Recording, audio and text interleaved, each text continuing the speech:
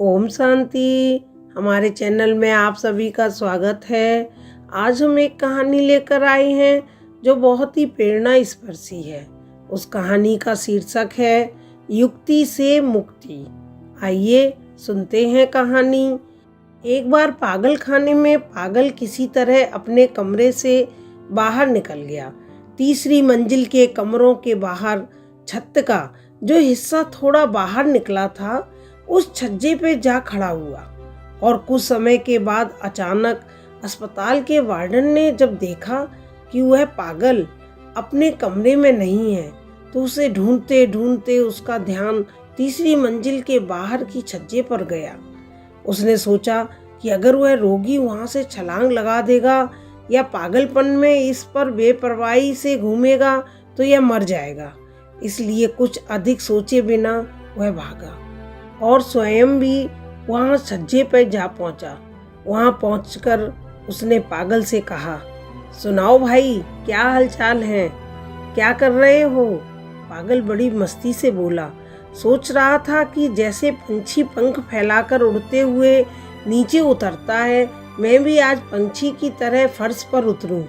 ऐसा कहते हुए पागल ने मुंह को नीचे की ओर झुकाया और अपनी दोनों भुजाओं तथा हथेलियों को पीठ के पीछे ले जाकर पंख की तरह रूप दिया।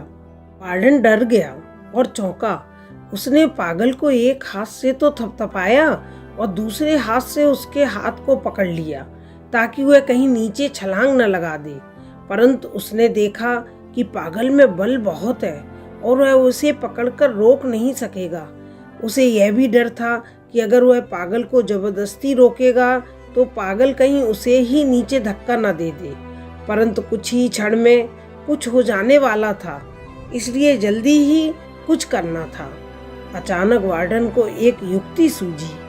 उसने मुस्कुराते हुए और दोस्ताना तरीके से पागल को कहा, वाह भाई वाह, आप जो करना चाहते हो वह कोई बड़ी बात तो है नहीं।